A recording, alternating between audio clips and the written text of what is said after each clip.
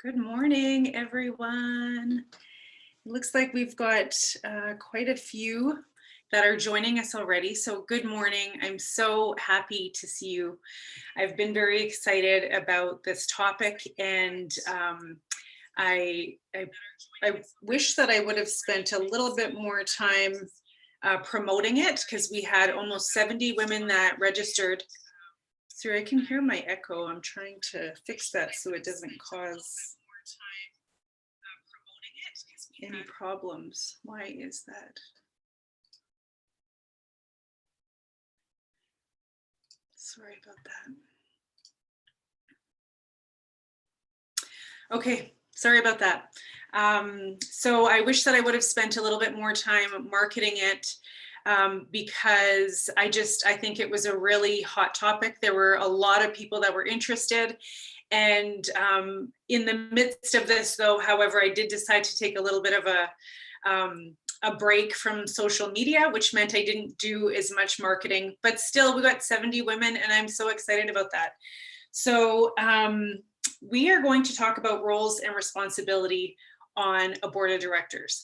And so this specific training was made available to women of diversity. And so in some of the marketing, I would have put Indigenous women who are interested in boards. That's where the conversation first started. And then it started to grow, and I recognized pretty much immediately was we need to be more inclusive. That's what diversity is all about. And so I tried to go back and edit some of the information to include women of color, women of minority, and just some of the language that I heard others using. And so that's where we are here today. So my name is Jessica Dumas. I'm a professional lifestyle coach, or a professional speaker coach. And I don't work with Volunteer Manitoba. Volunteer Manitoba is their own amazing organization who offers this training. I took the training myself a couple of years ago. I think it was like, maybe it was a year ago, maybe it was 18 months ago. And one of the discussions that we had at the time was, how do we get more Indigenous women interested in serving on a board? Are they interested in serving on a board? And for sure, I knew that they were. And again, women of color, women of minority, diverse women, are interested and really want to know how to get there. And so one of the challenges that non-Indigenous or non-diverse organizations were challenged with was, well, how do we invite someone on without just because you're a diverse, you identify of a diverse, I'm struggling with my words. What word shall I use? Identity, we'll just say. So how do you ask someone without making it sound like that's the only reason that you're asking them?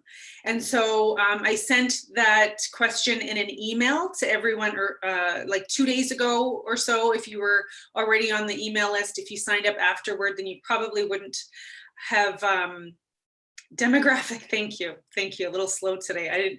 I had it like a 15-hour day at my computer yesterday. So thank you. This is how we work together as community.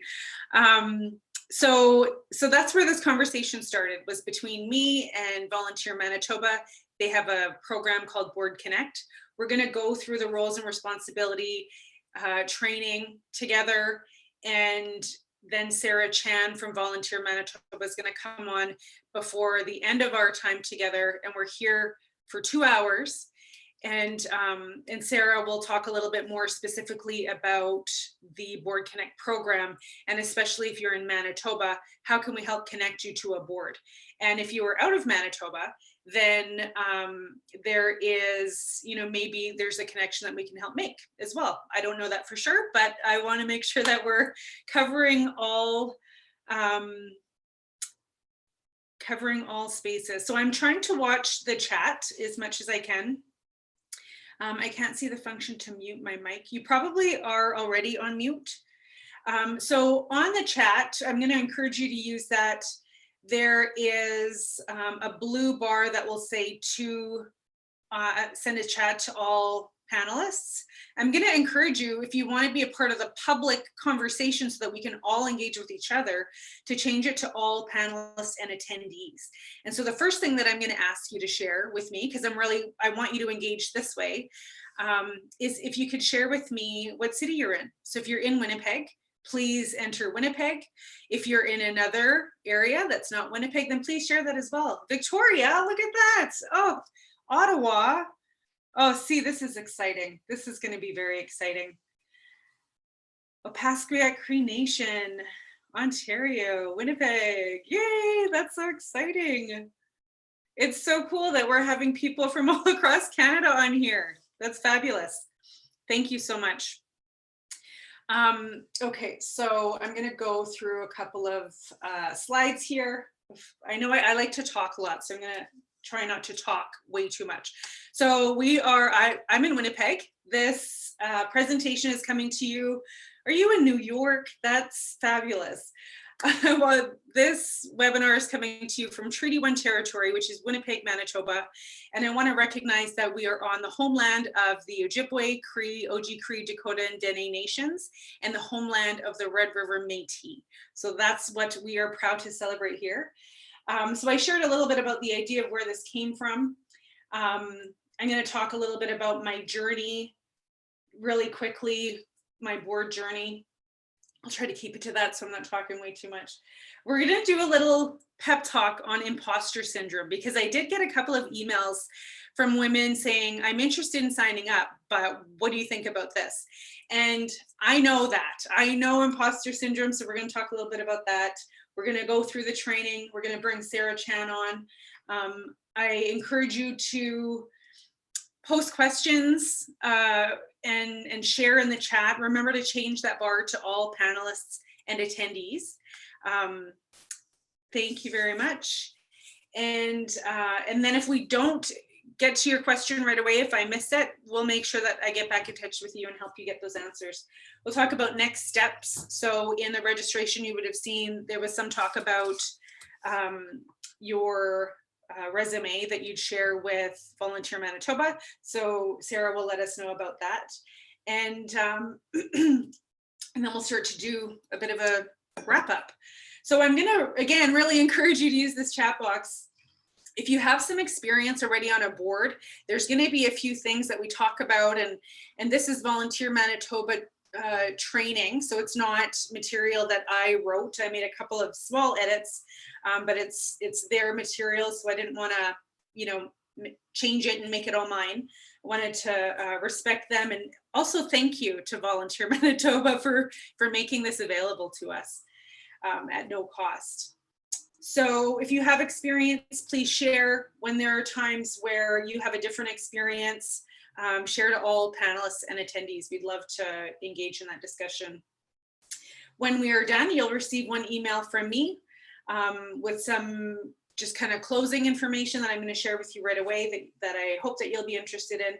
And then you'll also receive a follow-up from Sarah Chan from Volunteer Manitoba, because we have all your email addresses. So if there's anything else that you need, you let me know. Otherwise, you will hear from us.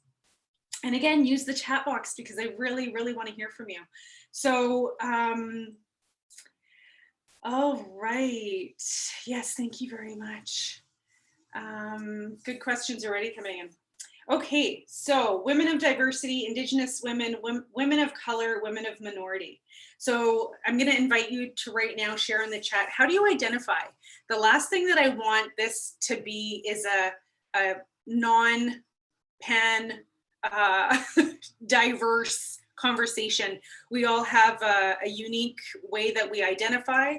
I identify as Indigenous often, but I am an Ojibwe person. I'm a band member of Kisikunin, Ojibwe First Nation. So how do you identify? Please share that. Thank you. Indigenous, Cree, minority, Anishinaabe, thank you. Beautiful. Métis Cree, Anishinaabe Kwe. Thank you so much. Thank you for sharing that. East Indian. Algonquin. Oh, it's beautiful. I just wish that we could all be in the room together for a big group hug. Thank you so much for sharing that. Thank you. That's beautiful. Jamaican, Danish, and Métis. I love it. Thank you so much. Okay, so I'll try to keep this moving. Métis. Thank you so much for all of you, to all of you for sharing that. It's beautiful. Okay, so a little bit about my board experience. So these are the ones that I could think of. My resume is ridiculously packed with information. And so I wanted to take just some of really where I started and where I am today. So currently, I'm the chairperson of the Winnipeg Chamber of Commerce. It's one of the largest business organizations in Manitoba. And that has been a journey in itself. I've been on the board for 5 years now. My total commitment to the board is 6 years. So one of the things that you'll learn when you are sitting on a new board is there are terms. And you want to know in advance, how long is my commitment? And so I was asked to be the chairperson years ago, 2016 or so. And so I knew, what the steps were going to be and how long I was going to be there. But I'm in love with the organization, so I'll probably be there a whole lot longer. So I've been a board director with them for a few years. I also served as the chairperson for the Aboriginal Chamber of Commerce. I currently sit on the Mayor's Indigenous Advisory Circle. So it's more of a committee or an advisory committee and not so much a board. So we'll talk a little bit about that and how that's different. Centreport Canada Inc. Advisory Committee, Lieutenant Governor's Youth Experience Board. I was a chairperson for an AGM, an annual general meeting. I was a chairperson for the Gang Action Interagency Network. I think I wrote that out wrong. Powwow to Honor Children was one of the committees that I was a part of years ago. Freight House Day Nursery Board of Directors. That was my very first invitation and the very first board that I served on. I was invited to be a member at large and I had no idea what that meant. So funny story. Before that, though, I had always been on some sort of committee or committee is, I guess, the right word. When I was an employee for an organization, it was a morale committee. Let's get together and make some fun activities or engaging activities for staff on breaks and that kind of stuff. So over the years, numerous ad hoc committees and yeah, all kinds of stuff. So I've been a part of this world for a very long time and I'm really interested in sharing it with you. So this was October 2019. And the reason I thought that I would share this picture is because it's going to take us right into imposter syndrome. So over the years, I have found that when you are stepping into a new level, a new environment, when you're about to do something that's going to be unique and different, you're going to have some challenges. And I'm not saying that you are flat out. Maybe some of us don't, but I know that's something that I have experienced. So for example, the first time that I walked into the board room for the Winnipeg Chamber of Commerce, so this was like, even before I was a board member, I was still serving as the chairperson for the Aboriginal Chamber, and I got invited to a board meeting with the Winnipeg Chamber. And when I walked into the room, peeking into the room, it was several men, white men, all wearing suits. And I'm standing in the hall, like taking my time, taking off my jacket to hang it in the closet. And I'm thinking, what am I doing here? I'm so uncomfortable. I don't know if I belong here. I don't know if I have anything to offer. What if they ask me something and I don't know how to answer it? They're going to think I'm stupid, right? All of these things are going through my head. So, and this is just that written out. So I'm going to invite you again to share in the chat. And I've done a couple of webinars where we're talking very specific about this stuff. So if you have experienced that, share something in the chat. Let us know, what is it? Is it always those same words that's coming back to you? Is it just that challenge of, I don't feel good enough. I know I'm not good enough. I'm not smart enough.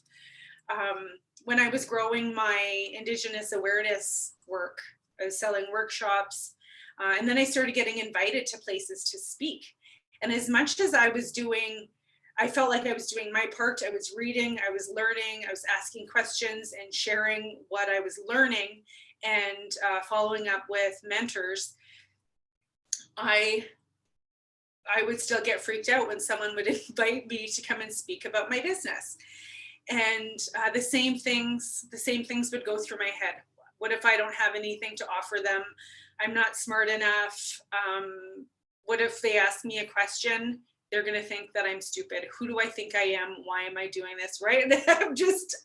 I could totally understand that if this is something that you have ever dealt with, that I totally know it and I get it. So thank you, Sue Lynn, is sharing. My mantra is, I'm a big kid and I deserve to be at the big kid table. Very nice. Lots of things that you can tell yourself, right? You've been asked to take part. I thought it was because of my open personality, but it was my ability to communicate, my intelligence, and they wanted to hear my voice. Beautiful. And it's wonderful that you got that message. Continue to send those in. I love to connect and hear that. Imposter syndrome is a real thing, and validating what you're going through and experiencing when you feel those things is a real thing. It's like self-doubt on drugs, right? It's just your fears are emphasized, it's exaggerated, and often they're complete lies. They're not true, and we need to learn to recognize them so that we can start to correct them. These thoughts can make us feel afraid of failing even before we attempt to try something. They make us feel really low. That causes our body language to really close up. And then when you allow that to keep happening in your head, it really starts to get to your self-esteem. And really a lot of it is you're afraid of, you don't want to be exposed, right? You think that if they know who I really am, who you really are is amazing, by the way. But our fear is we're going to be rejected and they're going to think that we are liars, right? And there's a lot of beautiful celebrities that, when you start to look up some information of who out of the celebrities that we know have dealt with this, there's a lot of amazing ones. And I should be catching more of those quotes. So this was me serving as Aboriginal Chamber of Commerce chairperson. And one of the responsibilities meant that it was up to me to greet our guests when we would have luncheons and stuff like that. And if you really know me, you know that I like the attention. That's something that I get energy from. I love engaging with people. I love being at the front of a room and leading an audience. I love that. I get a rush from it. It's not for everyone. It's something that I really enjoy. But even as I was doing that, when I was starting, I felt like a complete idiot. I felt like I didn't know what I was doing. Anyway, thank you for all of the comments that are being shared. I learned that no one really knows what they're doing. I love that. Thank you for sharing that, because I share that with youth a lot. And there's quite, Deborah hasn't felt that in decades. Good for you. So I'm not going to get to go through all of those at this very moment, but thank you. Thank you for sharing that. Okay. All right, let's move on. Keep it coming. And if you are messaging to all panelists and attendees, feel free to engage with each other as well while I continue to move forward. So how do you get rid of it, right? This is going to be really important for serving on a board or for doing anything else that that fear is holding you back from doing. So how do you get rid of it? First of all, talk about it. You need to talk about it. These are all things that we walk around, and sometimes we think we're the only ones that are thinking this, and we see everybody on the outside, but we know us on the inside. And so that there's a big discrepancy there. They look like they have it all together. And I might look like I have it all together, but do I? Right? These are all the fears. So talk about it. Talk about it with people that you trust. Know that you are not the only one that is experiencing that. And even sometimes just knowing that, talking about it, and talking about it with someone that you trust, sometimes that's enough to just alleviate the stress, where you can just pick up and just keep going again. Recognizing what is fact and what is fiction. So like I said, a lot of, and most of those, and maybe all of those, let's say all of those thoughts that are coming to you in your head are all lies. Smart enough, experienced enough, I don't know enough, right? All of these things are all lies. So recognizing what's the truth, what's fact, and what's fiction. And focus on the positive. And this is something that, you know, we need to take up our own initiation with responding to that, and recognizing that you are invited. You're invited here today because I know that each of you have something really unique to offer. Sometimes it's hard for us to recognize what that is as individuals, but it's up to you. It's important for you to get in the room, gain some knowledge, and then speak up when you recognize, oh, this is a way that I think that I can contribute. And often getting onto a board for the first time or trying anything new, you're going through a learning phase. And so don't expect to know everything. You know, give yourself that learning time. And then also challenging yourself to stretch that elastic band of your safety zone, right? Our safety zone is one place, and sometimes we'll only go so far. But if you will challenge yourself to just push a little bit more, you start to stretch that safety zone where you can hold on to your confidence and keep going. And then I'm going to encourage you, if you haven't already, to sign up for my free ebook, which is 5 steps, 5 things that you could do right now from self-doubt to skyrocketing confidence. And after this, I'm going to share that with everybody. So thank you for all of the messages coming through. I know that I'm talking way too much. It's already 11:24 and I wanted to get right into the details. Thank you for sharing all of this and with all attendees so everyone can see them as well. That's perfect. We're definitely not alone. Chase uncomfortable. Thank you, Sherry Lynn. If you're putting yourself in new uncomfortable situations, you are learning and growing. Absolutely. All right, so let's get back to the roles and responsibilities of the board. So can everyone see the Volunteer Manitoba screen? Please let me know. All right, so this is what we're going to talk about. I'm sure you're following me. If you're not, you'll let me know. So we're going to cover the different types of boards. Thank you, Sonia. Responsibilities of the boards, the board roles, how those are different, decision making, what is that about? What do you do when things go wrong? I got an email actually just as we were starting, someone wanted to know that. And what are some of the best practices? Thank you very much. Okay, so let me just move something around on my screen.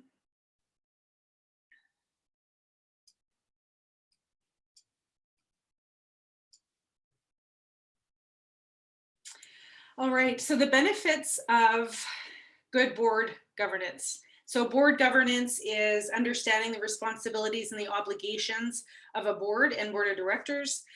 Benefits of good governance is the ability to ensure that the organization is fulfilling its potential with its goals, which leads to a more functional and efficient delivery on the purpose of the business or the organization's work.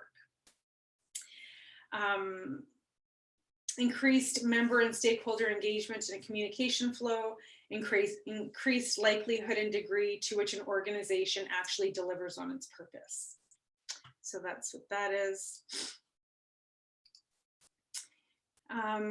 There are many types of boards. There are advisory boards.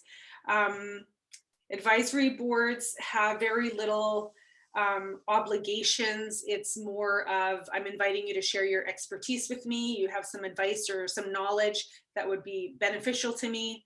And it's really a collection of individuals who are experienced, usually in serving on a board, and providing knowledge and advice to leaders or business leaders, that sort of thing.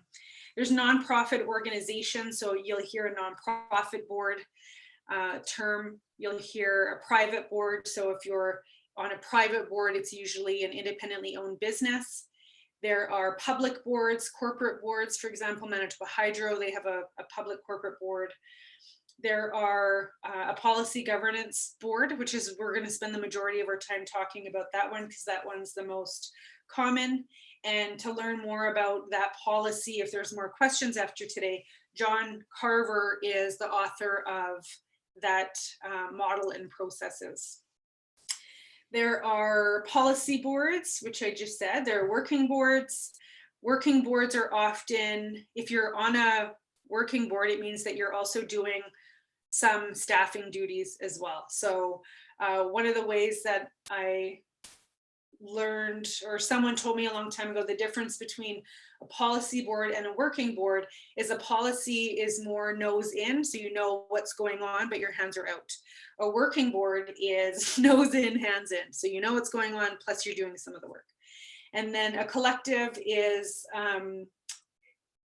what I think it is there's no president or CEO, and directors may have more of an equal decision-making power. So I hope that I got that correct. All right, a couple more phrases that you will hear is a standing committee. So a standing committee is something like a finance committee if an organization needs to,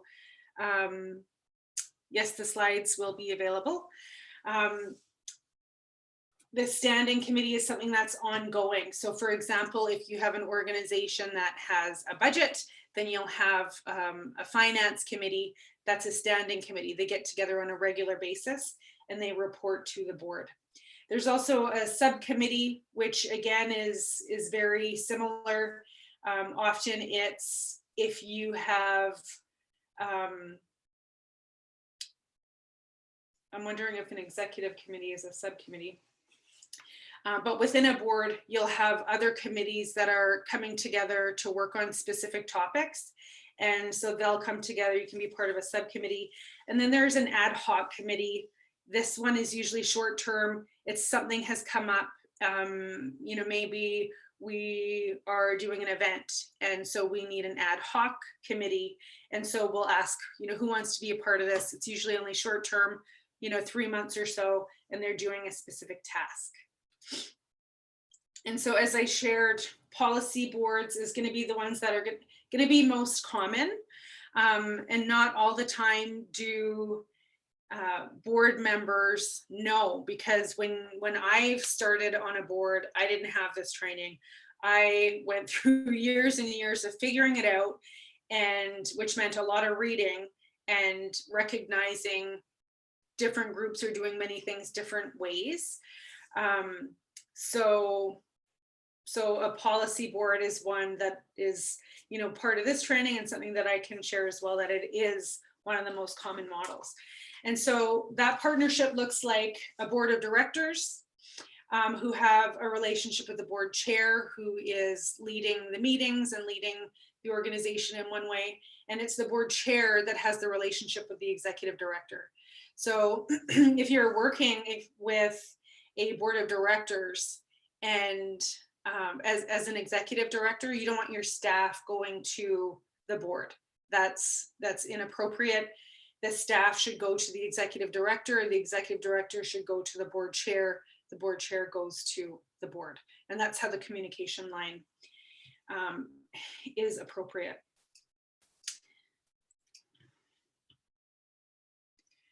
Thanks for all the chat coming in. Sorry that I can't keep up with it. There's a lot. I'm happy about that, but I want to also keep us moving. So what are some of the responsibilities? So Here are some of the responsibilities. Let's do, we have 1 or 2 slides on that. Because I'm going to try to throw in a few things there as well.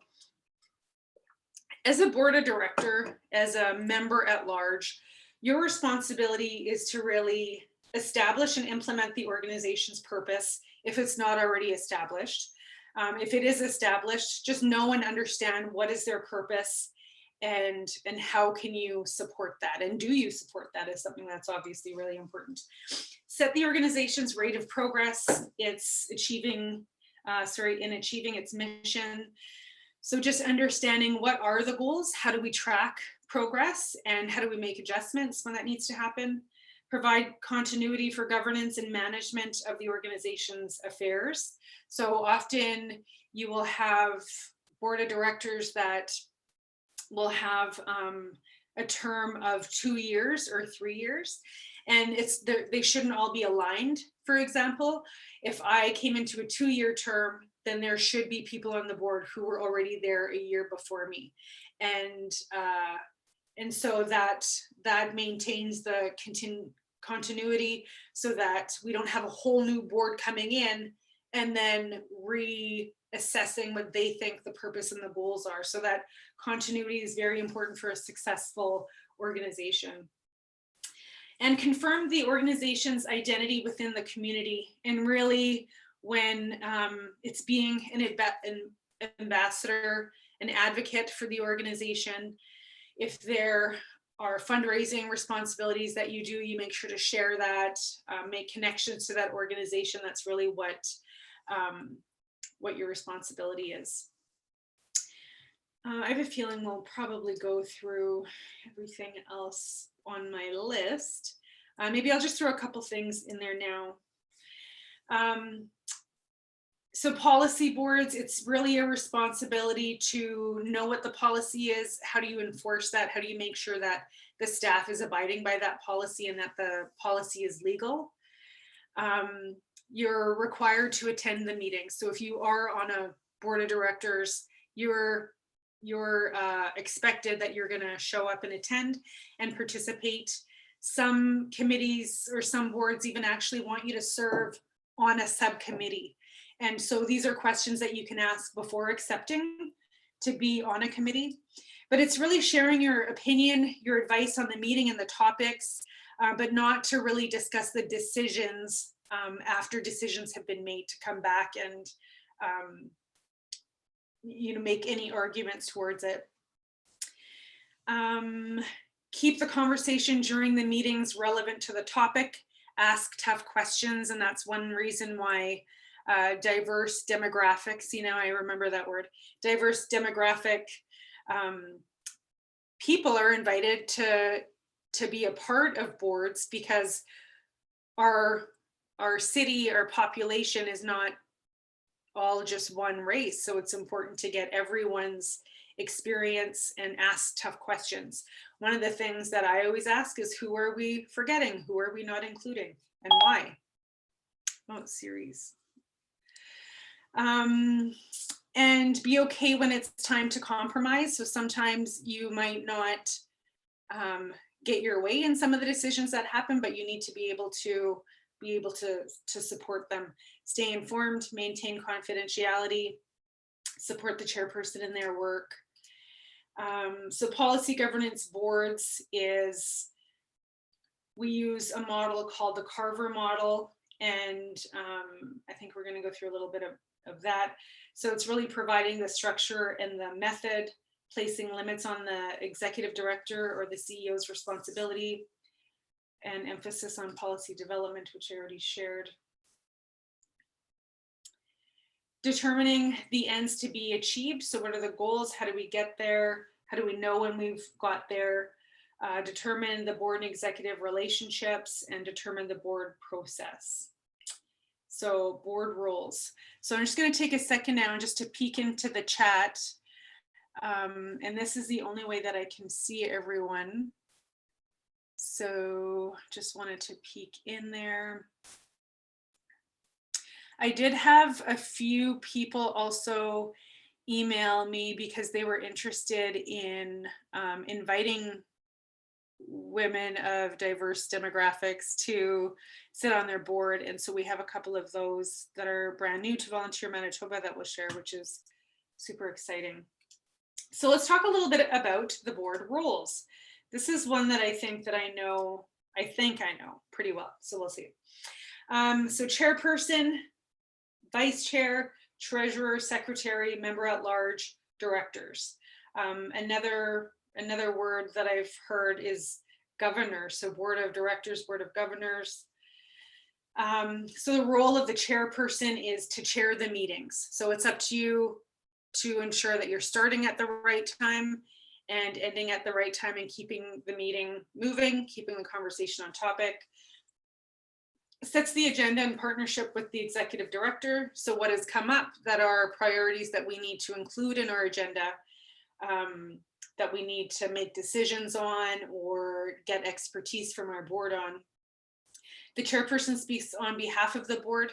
So if there's an issue that the board has with the executive director, for example, then it's up to the board to come to me and for me to give them that opportunity to have that discussion about what that concern is with the executive director. And then it's the chairperson's job to address that. A referee or wear the stripes to help resolve conflict. That's definitely something you're upfront to respond to anything like that. Follows meetings rules as determined by the board. Prepares responses on behalf of the board. Has signing authority for board and financial matters. Provides leadership and guidance to the executive director. Involves all members in discussions, actions, and decision making. So it is important for the chairperson to make sure that everyone in the room has an opportunity to speak. And depending on the experience of the chairperson, will that happen? So really encouraging participation. How much work is being on executives compared to regular board? Thank you for that question, Francine. I would say that for an executive position, it's definitely double. In my experience, for the Winnipeg Chamber of Commerce, we have 6 board meetings a month as a regular board.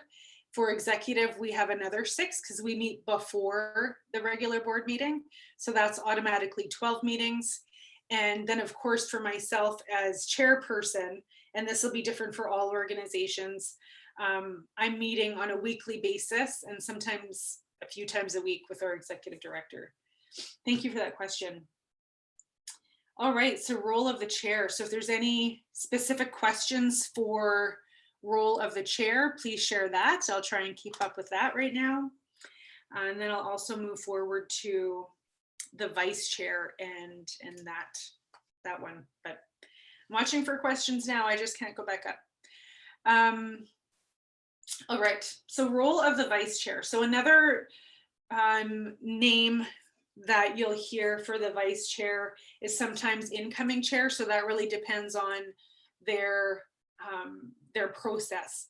So for example, for the Winnipeg Chamber of Commerce, I was the incoming chair for 1 year. And so there is executive board member, incoming chair, chairperson, past chair. And so every year I'm going to move up on that slide and then someone else is going to come behind me. So that's what we do as incoming chair, chairperson. But I have been on boards, for example, the Aboriginal Chamber of Commerce, where I served as the chairperson and we had a vice chair, and the vice chair didn't necessarily want to be the chairperson, but his responsibility was to act in my absence.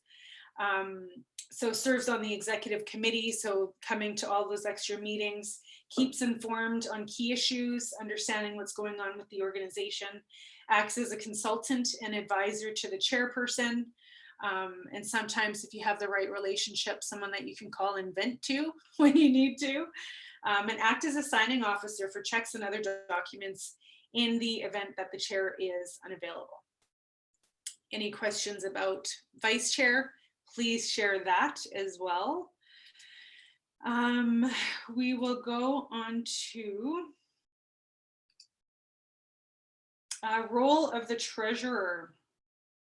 So the treasurer chairs the finance committee. So at some point, there is money involved in business and organizations, and you are required to have an official treasurer, someone who is solely responsible for budgeting and financing, banking, and that sort of thing. This person will chair the finance committee, ensures that the board approves the annual budget and follows a process to monitor the organization's performance in relation to the annual budget. So budgets are shared. Yes, the PowerPoint will be shared after this.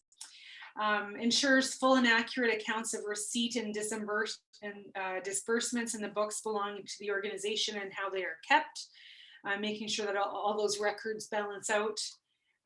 They create and present financial reports at all regular board meetings. It's important to have that updated every single month. Ensures that the annual audit is completed on a timely basis and making arrangements for that to happen. Ensures the organization annual financial statements are received and approved by the board and released within 6 months of year end. I've been a part of, well, obviously the board meeting and the executive board meeting, and it's really important and valuable to have someone in the role of treasurer if you are someone who's interested in finances and numbers and that sort of thing. So if that's something that is your forte, then there's a place for you. The next thing that we'll talk about is the role of the secretary. The role of the secretary is to record minutes at the regular board meeting and to take in-camera minutes. And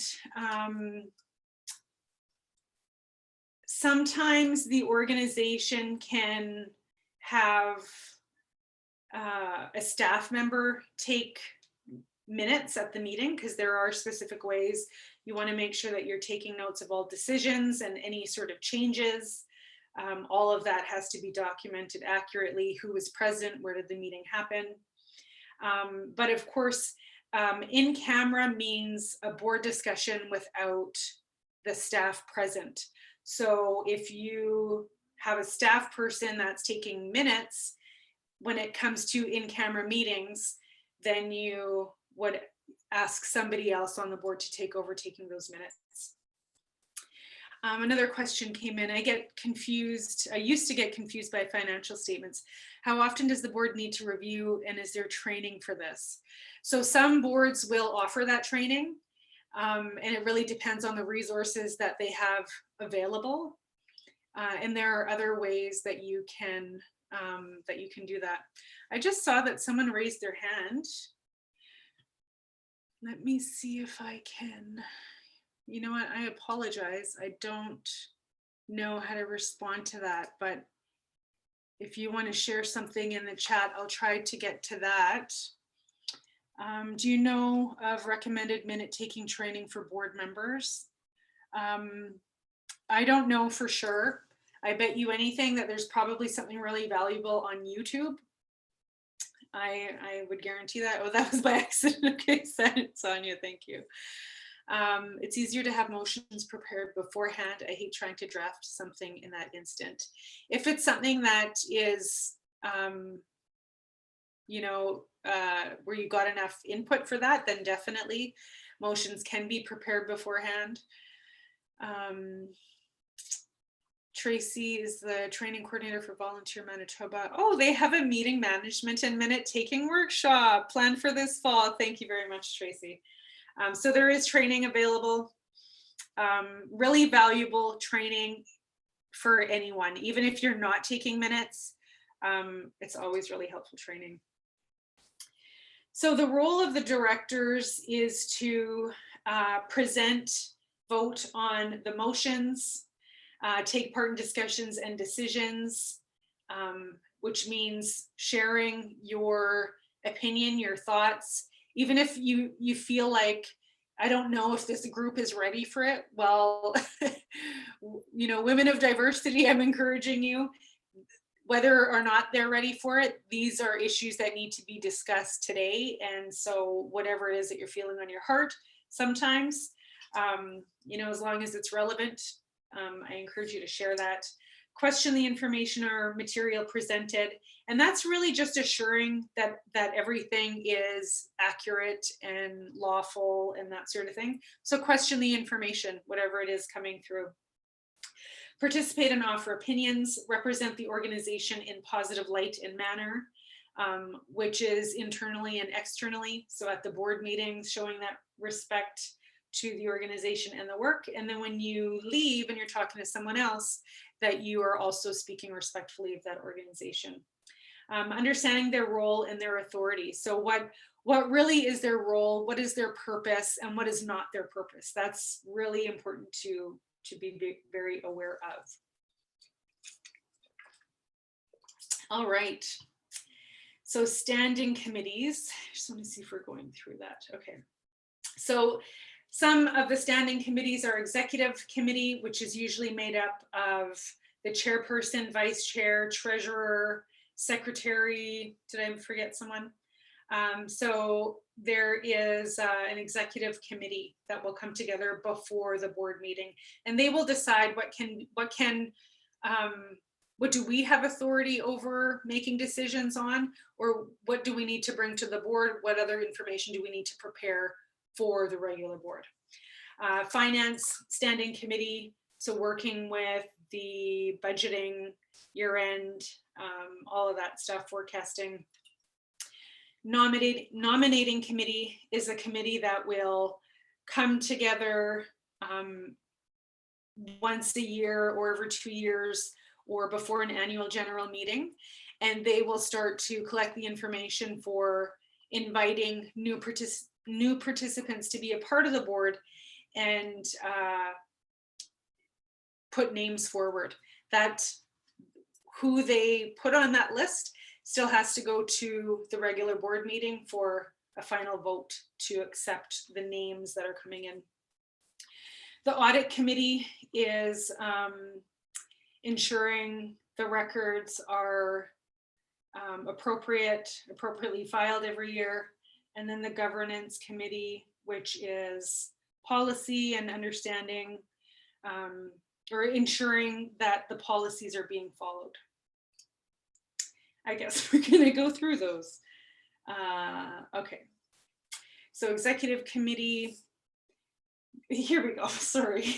Usually comprised of the chair, vice chair, secretary, treasurer, and the executive director. So that's who I forgot.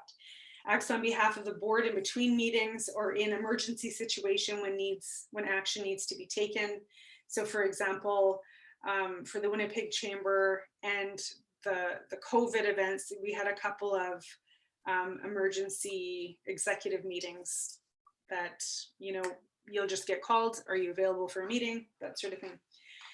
Must inform the board of any actions or decisions made as soon as possible, and does not have any other power unless granted by that board as a whole, right? So they don't make their own decisions and go off on their own way. They need to be supported by the board of directors. So the role of the executive director, so the relationship with the chairperson would be with the board of directors. Acts as the liaison between board and staff, provides support, advice, and guidance to the board, especially on what's going on within organization from a day-to-day basis. Acts as the figurehead or the spokesperson as necessary for the organization. So that would be if there's any media involved or any public communication, that's the role of the executive director, not the board, not the chairperson. Some organizations will switch that, but as long as it's part of the policy and you're following that policy, then that's okay. The executive director supervises, disciplines, hires, evaluates, terminates the staff as required, works closely with the chair and executive committee, provides updates, reports to the board on a regular and timely basis, and provides information and other supports when developing budgets, policy, strategic direction for the board. And decision making. So I'm going to peek into the questions here. So Francine, I always ask if there's a board of directors liability insurance. You usually need coverage. Excuse me. Also understanding what it covers and where the carrier must be, when the carrier must be contacted. I heard of a board of directors firing the executive directors and were sued. Yikes. The carrier didn't cover costs because they were not informed in a timely manner. So that's something that I always ask as well. You want to make sure that your board that you're serving on has liability insurance to protect the work that you're doing for the organization. So I'm just going to peek. Okay, so decision making. It's good governance to be transparent, to make sure that all questions have been asked and all questions have been answered, that you're responsive, consensus oriented. So it really, everyone needs to be involved. You can't not include some people. It should be participatory, fun word, which, like I said, everyone should be participating. It should be inclusive. Everyone should know everything that's going on. And following the rule of law, which is something we're going to talk about right away, being efficient, being accountable. So the parliamentary procedure, so Robert's Rules of Orders. And what does this actually mean? So often you'll hear in a board meeting that there was a motion or make a motion or we support that motion. And before I was on a board, I was like, what are they talking about? Doesn't make any sense. So if someone is going to make a motion, for example, let's say we want to, as a board, we want to send our executive director to a training. The training cost $5,000. Well, that's a lot of money. We want to make sure that we have a discussion at the board about it. And then we want to make a motion, which is really a documented decision that we as a board support that.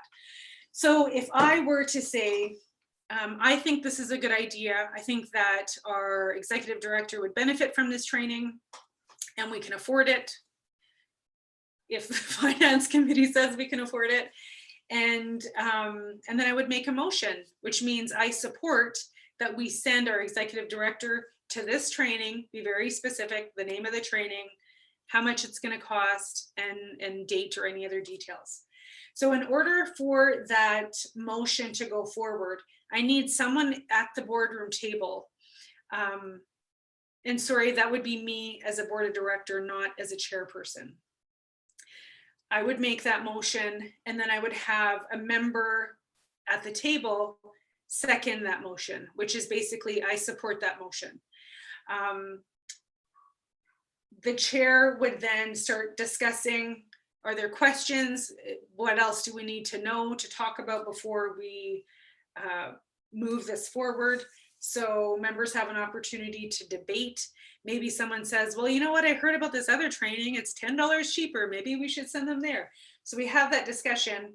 And then it's up to the chairperson to decide, okay, we've talked about this long enough. We don't want to be talking in circles. We want to be respectful of everyone's time. So we put it to a vote.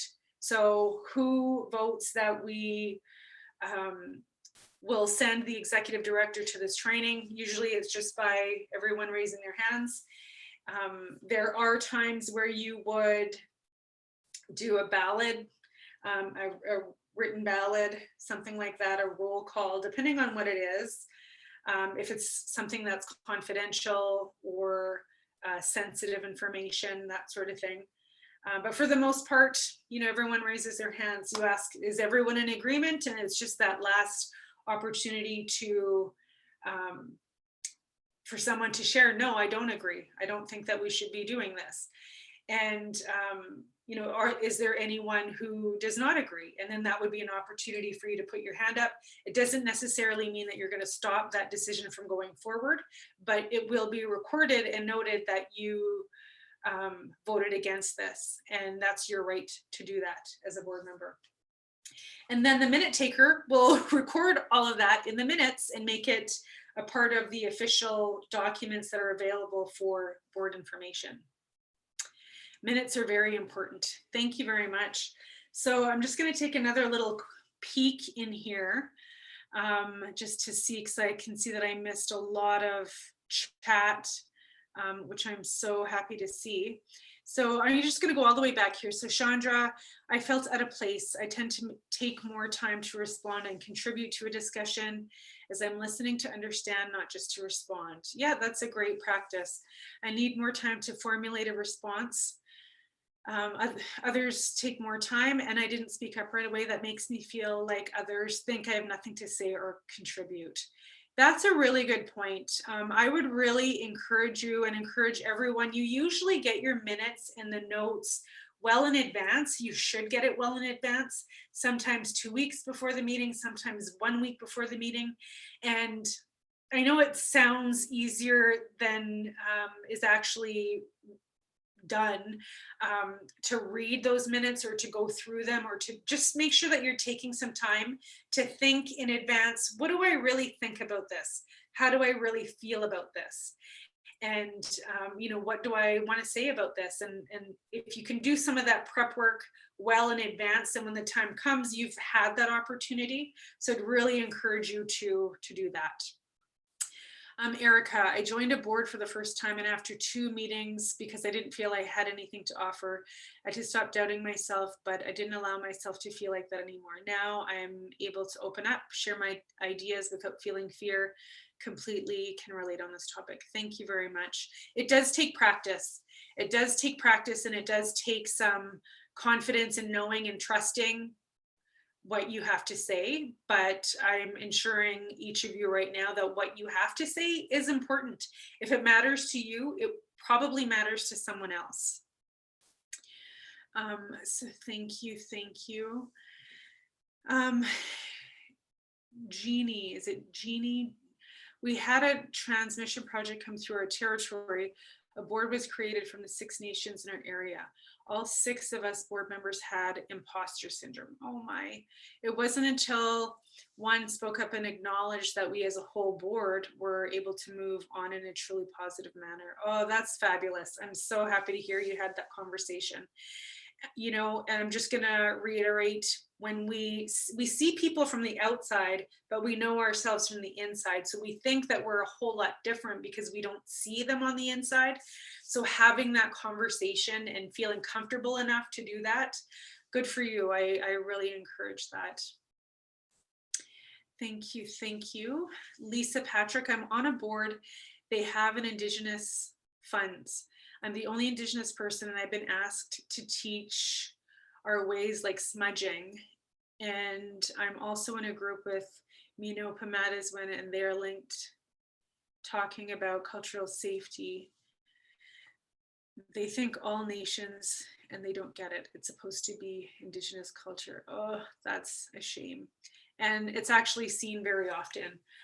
One thing about that I will share is, if you are an Indigenous or person of diverse demographic that's sitting on a board, it's not your responsibility to teach everyone. They might think, and maybe that's one of the things that we'll take a note of, they might think that, oh, we have Lisa on our board and she'll tell us about this. We'll just ask Lisa. And that's not really fair to you. That's not your responsibility as a board of director to educate them. And that's something that you can put forward and say, it's not my responsibility to teach you, but I would recommend that this happens. And maybe that's training. But thank you very much for sharing that.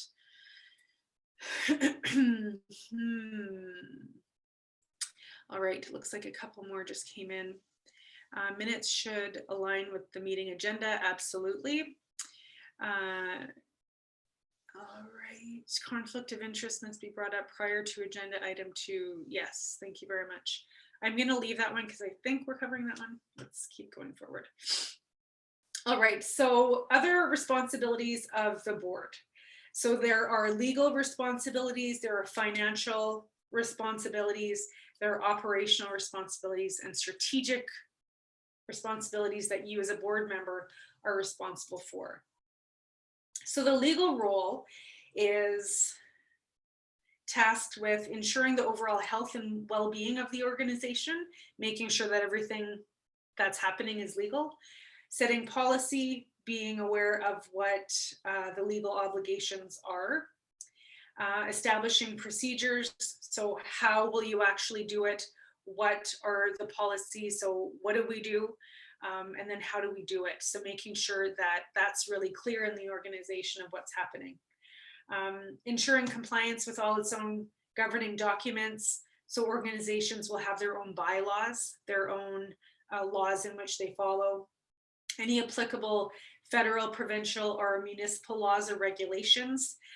For example, if you need to be a registered corporation or nonprofit organization, so ensuring that that's actually up to date. Conflict of interest policy, so declaring any conflict of interest. So for example, if you were related to the, if you were on a board or invited to be on a board and you're related to the executive director, well, that's a conflict of interest because your decision making isn't going to be completely separate than that relationship. That can be challenged. And especially if money is involved, then that becomes an issue. I was sitting on a board once and we had hired someone and I recognized that I was I was working on a contract where he was a board member. So I would have been his boss and he would have been my boss, and it was just weird. And I was okay to leave the board at the time. One of us would have had to, and if I didn't, it would have meant we couldn't hire him. So I had to declare this is a conflict of interest for me. I shouldn't be in this situation, and removed myself from the board. Perceived conflict of interest can be just as bad. Thank you, Francine. That's absolutely true. So if there's something really, a strong belief that people have that you have something going on, the board should be aware of that. And if you feel that that's something that, it's questionable, there's not really clear lines, then it's your responsibility to declare this is a conflict of interest, or even having the conversation of, is this a conflict of interest? If you don't know, ask the question. And that's totally safe to do that. Yes, Chandra, thank you. When in doubt, always ask. Confidentiality policy. So because often you're dealing with management, you're dealing with money, you're dealing with all sorts of things, you should be required as a board of director to sign a confidentiality policy so that everyone can continue to work and feel secure and safe in the work that they're doing, that you're not talking publicly about anyone's business in the room or the organization's business when you're outside of the room. And that's also to protect you as well, so that you can be comfortable sharing what you have to share with the board, your expertise, and that's not leaving the room as well in the wrong way. Your legal role is also to follow ethical behavior and codes of conduct. And really what I was talking about, making sure that you're respecting the organization in the office the same way that you are respecting them when you're out of the office is one of the codes of conduct.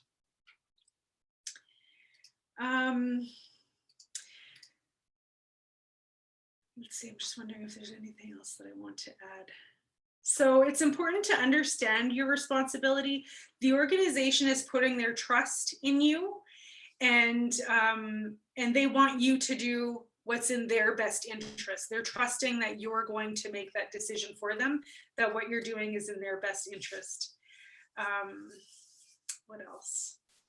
All right, let's move forward. So financial accountability. So setting the annual budget, you don't have to come up with that all on your own. So if you're interested in sitting on the finance committee, don't think you will never have to go in there and just decide everything on your own. There's a lot of factors that go into it. Monitoring the organization's performance in relation to that budget. So monitoring monthly spending, making sure that all the proper agreements are in place, that money is going to come in and go out at the right time. Ensure the annual financial statements are prepared in accordance with GAAP. GAAP, what does that mean again? It is the Oh, I knew what that was. Who knows what gap is? Tracy, you're on there. Please help me. I just went through my notes and I saw it. Sorry, it's bugging me now that I don't know. General accepting accounting principles. Thank you, Tracy. So making sure that your financial statements are all prepared in that, ensuring that there's an audit or a review is taking place, approve your year-end financial statements within 6 months of the year. So again, just tracking all of your expenses and your income and making sure that's generally accepted.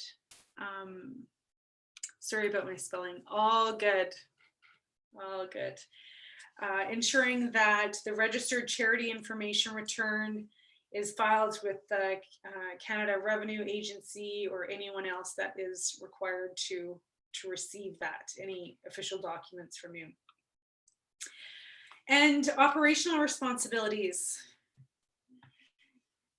So involved in recruiting, hiring, evaluating, and if necessary, terminating the executive director.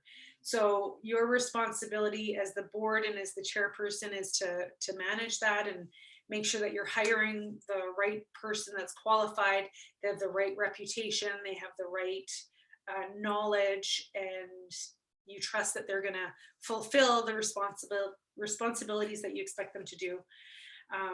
Also need to be willing to participate in monitoring and evaluating the organization's overall operations. All right. Other responsibilities strategically, so reviewing, revising vision, mission, and purpose, making sure that it aligns with the overall purpose of why does this business exist. And what does that strategic planning look like? Participating in that strategic planning, monitoring that, making sure that you have goals that you're reaching, that there's a plan, when to revisit, when to pivot, and you are also involved in a process to identify and mitigate risks.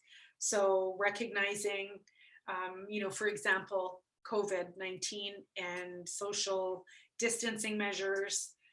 What kind of risks is that going to cause to our business? How do we help support the organization in getting past that? All right, moving forward. So what risks do a nonprofit have? Thank you, Chandra. Very helpful in the way that you present is engaging. That's good. I was wondering if I needed to just stop and ask any more questions because I want to make sure that people are still engaged. So thank you very much. I'm happy that you're here with me. So what is a risk for a nonprofit? So people are a risk, property is a risk, income is a risk, and goodwill. So what does that mean? Do we break this out? No. So people, what that risk is really health and safety concerns for the organization, making sure that physically that they are well, for the property, that sort of thing. Wrongful dismissals, so making sure that staff understand the policies, or that the policies are written out clearly enough so that they can understand. And that means any sort of policies for applying for the job, what is the job description, what are their expectations, how do they quit, how do they call in sick, making sure that all of those are in place. Conflict of interest for staff, and the quality of service that they have access to. More accountability. All right, so property. So property can also mean intellectual property. So making sure that you have protection of sensitive data that is important for the organization to continue running. Income or finances, understanding what are your assets, has there been any theft, how do we deal with that, are our funds being used properly, that sort of thing. And goodwill is really, what is our reputation? And how does that affect the ability for us to do the work that we're set out to do? Maybe we work with volunteers, maybe we are recruiting new staff, or we want to make sure that our clients are respecting the work that we're doing in a proper way. So, summary of responsibilities for the board. So directors have 3 legal duties to their board, as noted by the Manitoba Corporations Act. That is the duty of care, governing to the best of your ability, making sure that you're just respecting and honoring that, that role. The duty of loyalty, it's a democratic process. Everyone upholds this decision regardless of how you vote. So for example, where I mentioned earlier, if you have someone that says, I don't think that we should go, I don't think that we should send our director to that training, I don't like it, even though you voted against it, you still need to compromise and show your support to the organization and the overall decision that was made in making that happen. And duty of obedience. So follow your board's constitution, make sure that you are obeying your own rules, and making sure that the organization is staying focused on the work that they intend to do, and that they're not going off and doing something that's completely irrelevant and shocking to anybody. You know, why are you doing this kind? So for example, if, let's just say Volunteer Manitoba decided to become a daycare, it doesn't fit with the mission, it doesn't make sense. And so if the board supported doing that, it wouldn't be following their own rules. So that's what that means. All right, any questions on that so far? If there's anything that someone wants to clarify, I know first time I'm doing this, so I'm happy to share it with you, but the last thing that I want to do is leave too many blanks, you know, so I'm really hoping that I'm able to share that with you. So we will keep going. I really think that we'll be done before the 2 hours. That was one of the things that I was like, what, 2 hours of just me talking? Nobody wants that. All right, so we'll get more into a little bit of the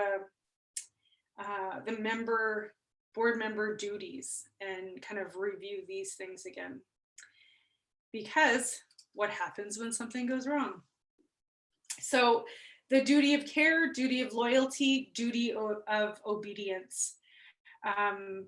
Really, again, giving it your best ability, making sure that you're following the rules and you're following the purpose, vision, and mission.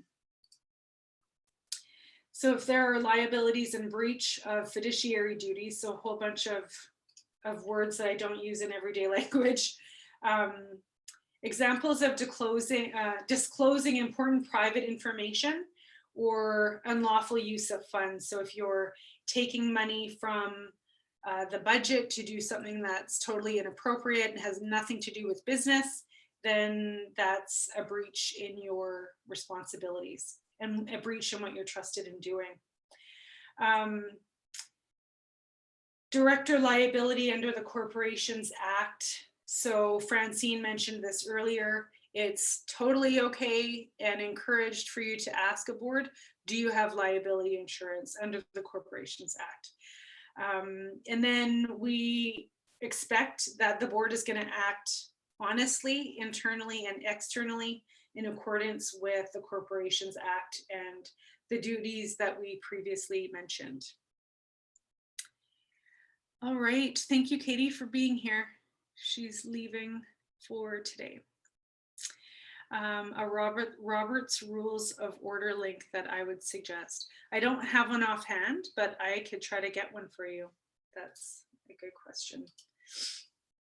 All right, so board liability. So directors should be particularly alert to liability relating to our 4 areas. So government reporting requirements, making sure that all proper Financial and registration reporting is adhered to every year. Proper identification of the corporation, membership list disclosure provisions. So if you have members, private information, it's up to you to make sure that that stays private. It's not up to you as a board to share that with anybody at all.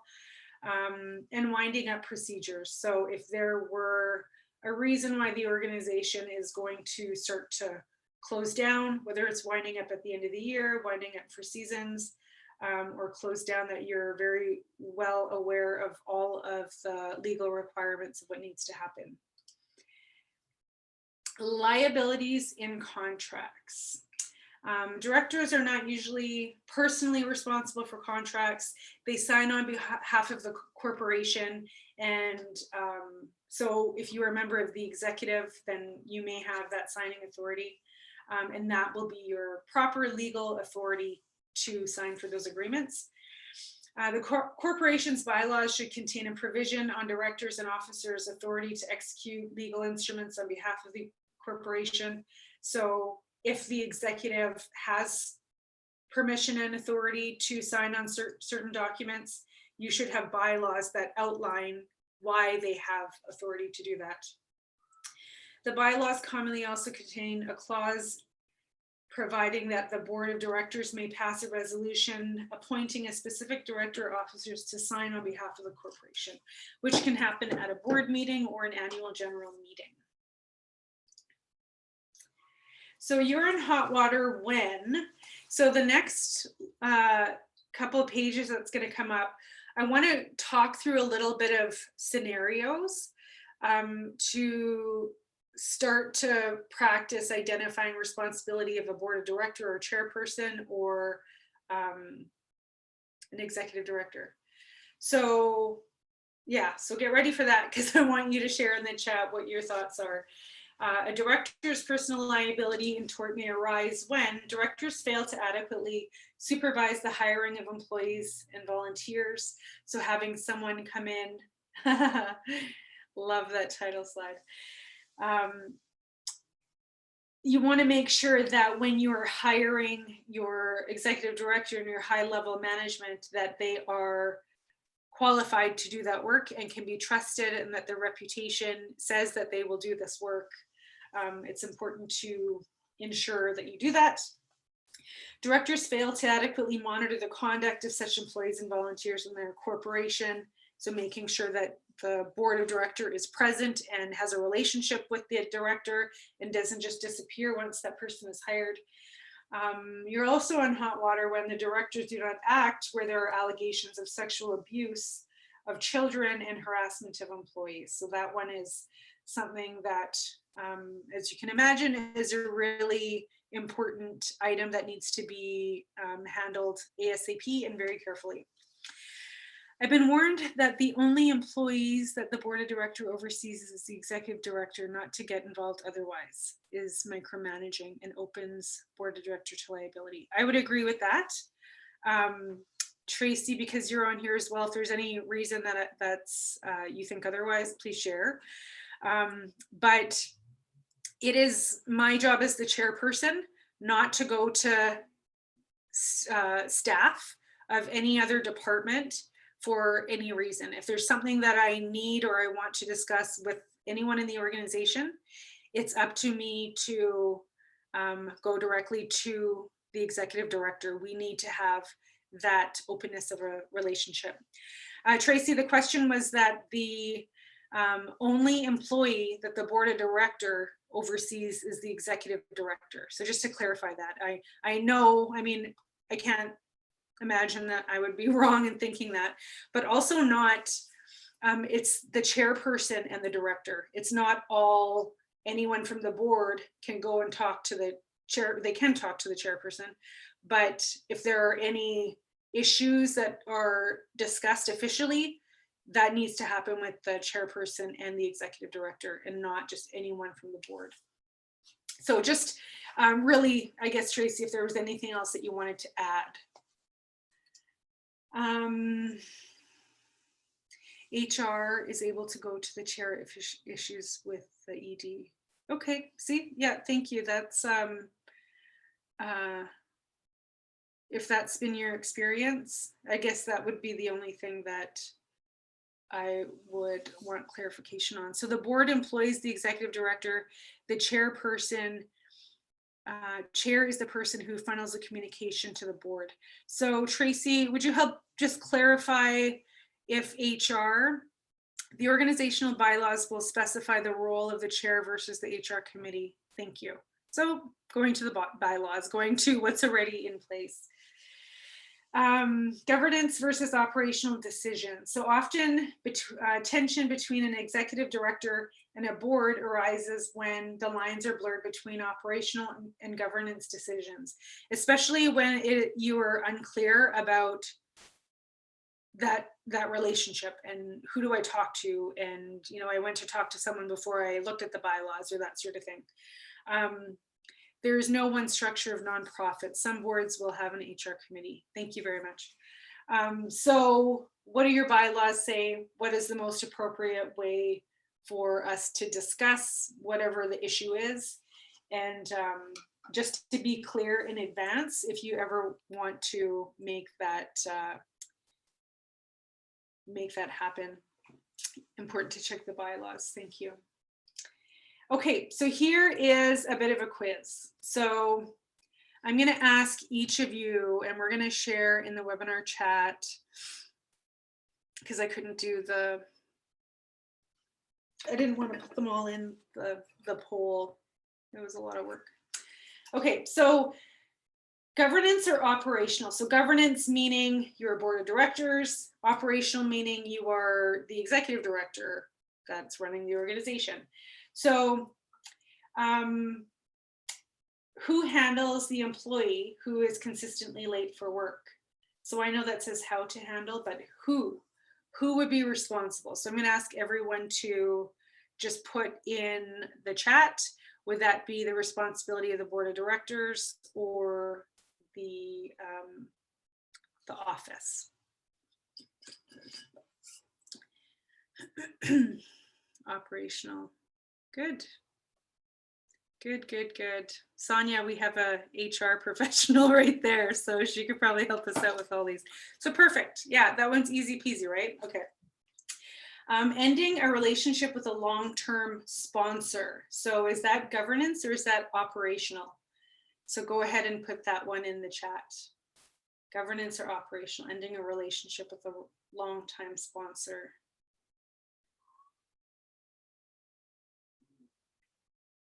Operational. Hi, Cheryl. Governance, question marks? Maybe both? Governance. Well, thank you for that. Depends, it could be both. I'm going to agree with that one, that it depends, because it depends on how the organization is structured. And for example, at the Winnipeg Chamber, it is our CEO who deals with those clients and sponsors and that sort of thing. And I would never go to a sponsor and do that. But there may be some organizations that are set up completely differently, where as a board or a governor, that you manage that relationship. So thank you. So the next one, who addresses negative media attention? Is that board? Is that governance or operational? It depends on the history, but the board should be involved in some way. Okay, thank you for that, Tracy. Governance could be both for media attention. Can be both, governance or both. Could be both. Yeah, excellent, thank you. Again, it's probably something similar to what Tracy just shared. It's also dependent on the history. Maybe both should be involved, but it should also be clear in the bylaws whose responsibility it is to speak publicly. Again, for my experience as a chairperson for the Aboriginal Chamber of Commerce, that was my responsibility to communicate with the media. With the Winnipeg Chamber of Commerce, it is our CEO's responsibility to communicate with the media. So as per bylaws, the board and the staff, everyone should be completely clear and aware with who is the spokesperson. And we won't go through all of these, but I will use number 4. So who makes the decision of what type of operating system will we use? So share that one, please.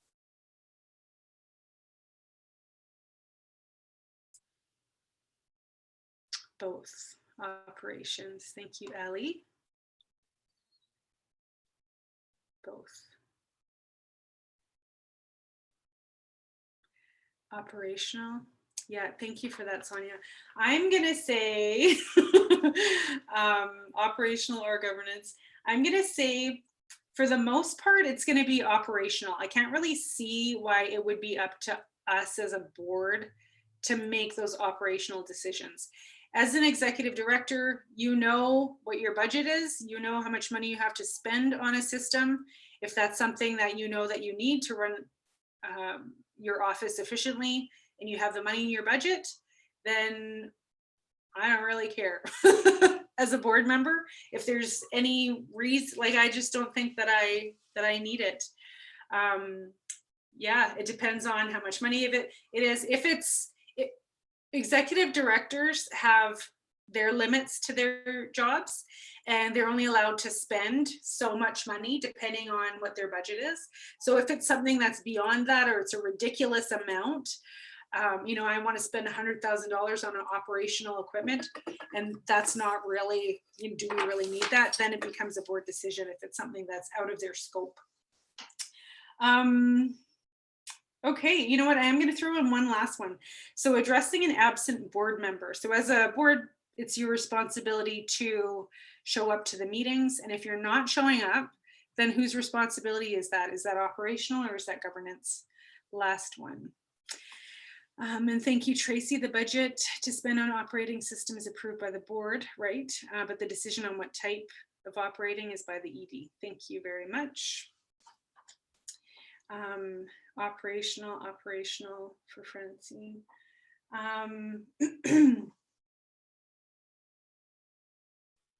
Governance. Yeah, thank you. I'm going to go with governance. It's our responsibility. We have a nominating committee. We decided who's going to sit on the board. We would have conversations with our relationship with the CEO or the director, and just communicate. But in my experience, it's the responsibility of the chairperson or the board to address that absent board member. Okay, excellent. So let's continue going through because I am going to invite Sarah on to answer some questions about Board Connect. And so I want to be able to get to that in the next 10 minutes. So let's move forward. So some common errors. So these are things that might happen. So joining a board because someone told you to. So, you know, you should join this board. It's going to look good on your resume. Or maybe because you have an interest in the issue that it serves. Well, I think that you should have interest in the issue that it serves, but you don't want to join a board just to be a body on the board or just to have something on your resume. It's not authentic. It doesn't look good. And if you're not authentic, then people can usually tell. So it's important to be there for all the right reasons. Getting involved or embroiled in personal matters. So business or personal, right? Business or pleasure. You really need to know what your boundaries are. It's okay to, go for lunch. And if you're friends with someone, it doesn't mean that you're not allowed to talk to people, but you really need to know your lines between your personal relationship with this person and your professional relationship. That should be very clear. There should be no confusion in that. Understanding your role when it comes to management versus governance issues. So salary, overtime, managing staff. So again, really important to know what is my responsibility as a board of director. Is that out of my scope? Is that the director? Who do I talk to, right? Ask the question. And it's an error to stay on the board if you truly cannot make the commitment. Absolutely. So if someone asks you to serve on a board, Some of the questions that I ask immediately are, how many times a year do you meet? How much time do you want out of me? Do you have liability insurance? What time do you meet? How do you meet? Is it going to be online? Is it going to be in person? And if you recognize that, you know what, I already sit on a board, I don't have time for a second one, or whatever the reason might be for you personally, if you don't think that you can commit that time to the board, and that time doesn't also only mean showing up at the meeting time, but reading the minutes, reading the package when you get it, doing the research that you need to do before you go to the meeting so that you can share your opinion and your thoughts. Those are all really important time commitments to consider. Sometimes you don't have that. Sometimes the packages, there's no need for it to be big. Some of the packages I get are like 40 pages as chairperson, but I think our entire board gets a lot of those as well. So there is a time commitment, and you need to be aware of, are you prepared to offer that? Just important to know in advance. And if you don't think that you can, then, you need to let the chairperson know. So what can you expect? So in many cases, you will get a board orientation, not in every case. There's boards that I have been on over the years where I just showed up and figured it out and there was no orientation. You can expect to attend 5 to 12 meetings per year, which is pretty average. You should get meeting packages in advance. You should get anywhere from 2 weeks to 2 days sometimes, which you should be getting it more in advance. But some organizations will also send it to you both times. They'll send it to you 2 weeks in advance and 2 days just to make sure that you have it fresh. It's important for you to participate on a standing committee if it's something that you are expected to do, something that you can ask beforehand. Sometimes on a board, you're expected to donate money or attend an annual event. So for example, I served as a board of governor for the Manitoba Museum, and one of my requirements that I didn't know about was I needed to buy an annual membership, and I needed to donate money once per year. And I didn't know that in advance, so I wish that I would have asked in advance. For some membership organizations like the Winnipeg Chamber, I need to be a member. So that makes sense, right? I need to pay my annual membership.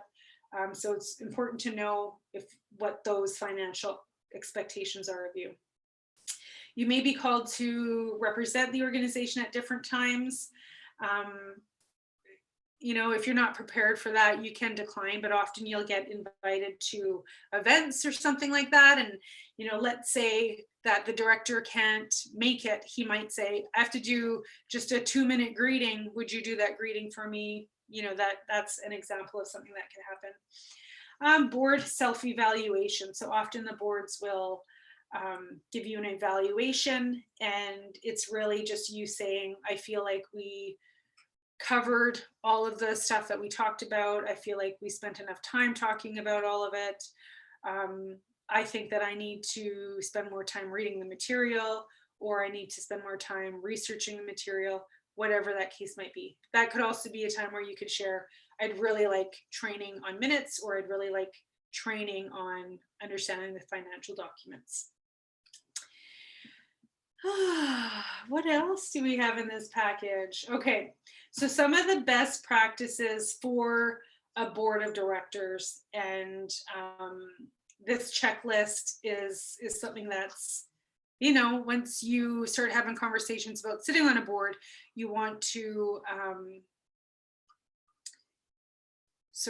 I always get distracted by notes. Good points and good questions to ask if you're thinking of joining a board to help you decide if it's the right decision for you. Thank you, Tracy. So does your board have liability insurance? It's good for a board to have that. Do you have up-to-date bylaws? It's good to have that. It's very important to have that. Do you have a code of ethics? Is there a clear mission and vision or purpose? Do you have a recent strategic plan? Is there a conflict of interest policy? Is there a code of confidentiality document that I need to see? Is there a board orientation session or manual? So many times there are, and hopefully they're, you're having this discussion before getting into it. What is the annual board evaluation? Are there written terms of reference? The board receives enough information prior to the meeting in order to make informed decisions. Succession planning for board members and the most senior staff person, board minutes, and a record of policies that are kept. So many of the best practices. So I think we talked about a lot of stuff.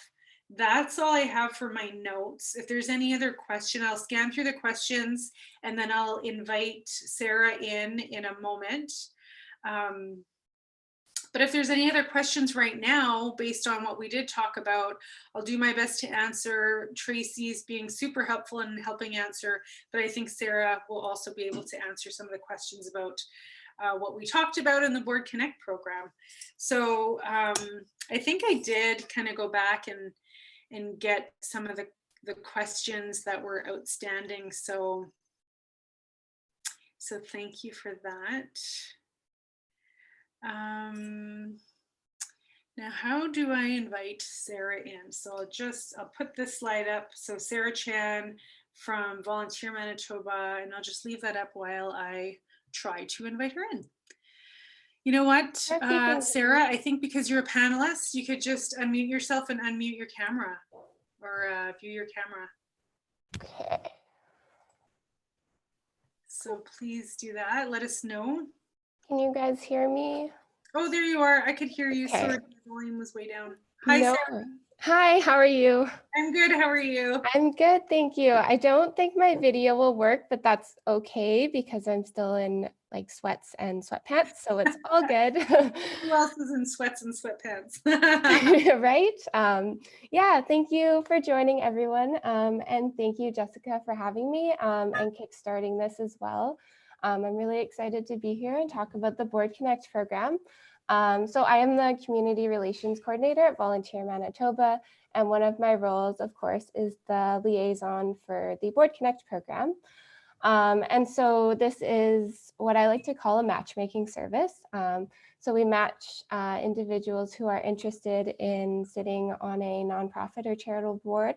And I also meet with organizations who are looking for new board members. And then in addition, I also meet with organizations who may not be looking for board members, but would be open to having somebody sit on their board in an ex officio role as more of a learning experience for the individual. So I'll talk about that in a bit. And so basically how the process works is I meet with all new participants who are interested in joining the program. So I ask for a resume, and we have a meeting and we talk about your interests and your skill sets and why you want to sit on a board, and any other information that may help me find a board that would be right for you. And then on the other side of it, I also meet with new organizations. And so in these meetings, I do ask questions more about bylaws, all of the things that Jessica just covered. So making sure they have insurance, if they have a code of conduct, a conflict of interest policy, strategic plan, when was it updated, all of these things just to get a better idea of how their board functions. They are required to have insurance to join the Board Connect program. We want to make sure that all our participants are going to an organization where they'll have a good experience and want to continue on sitting on boards, you know, in the future. And so this is a requirement. So if you go through the program, you don't have to worry about that. I also will ask them questions about the time requirement, just to make sure it will work with the participants' schedules if they are matched with them. And so once I meet with the individuals, I will forward them some organizations that I have met with that I think might be a good match. And they can let me know if they are interested in joining any of them. If not, I'm also happy to reach out to new organizations on behalf of the individual if they are interested in, say, a specific organization. And so I will forward on the participant's resume to the organization. And then from there, it's up to the organization to reach out. So I'm kind of just the middleman there. And if the organization is not interested in reaching out, they'll let me know and we can move forward with other matches as well. So after I send off that resume, it's really up to the organization and the individual to move forward with the process. I just make sure I'm keeping updated on where they are at in the process. In regards to a timeline, I'm sure many of you know, if you've sat on boards before, it can take a month, it can take 3 months, it can take a year. It really depends on where that individual's at, where the board's at, what their bylaws say. So it really is an ongoing process. Some individuals I have been working with since I started in September. Some of them, it took maybe a week to match them up. So yeah, again, it's just an ongoing process, but I'm happy to keep working with you guys. So far, I have met with about 40 to 50 organizations that are currently still taking on new board members. So these do vary from advocacy organizations, social services, arts, professional associations. Jessica mentioned that she forwarded me some organizations who were interested earlier this week. So thank you for that. So one of those is the Women's Enterprise Center, and then the other one is the Community Financial Counseling Services. So those are some new options that would be available if you're interested in joining the program. I also mentioned before that there's an ex officio role possibility with different organizations. And so this would be, you would be matched with an organization and you would sit in a role for a year and you would be involved in all the conversations and discussion and be able to put in your input. You would just have no voting rights. So this is more of a learning process, but I think it is a really important experience to have. I know personally myself, I've graduated from university last year, and so I'm new to boards, and so I know a lot of my peers that I've talked to about this program. They think the ex officio role is a great startup if you haven't sat on a board before. And I just want to clarify also with our program, we work with organizations that are based out of Winnipeg specifically. We've kind of expanded a bit, so we do work with organizations that have programs outside of Winnipeg, but within Manitoba, but their board meetings are within Winnipeg or are on video call through Winnipeg. And so that's kind of our limitations. However, if you're outside of Winnipeg or outside of Manitoba, still feel free to reach out to me. I'd be happy to help you in making some connections, maybe building some relationships there. And so, of course, I'll follow up with all of you if you are interested in joining the program, and we can get that process started. Yeah, so that's kind of my little spiel. Thank you, Jessica. Thank you very much, Sarah. All right, well, thank you to each of you who were able to join today. It was really important for us to make this training available to diverse women, Indigenous women, women of color, women of minority. So thank you for all of the engagement, for sharing everything that you did. You will receive one email from me, you'll receive one from Sarah.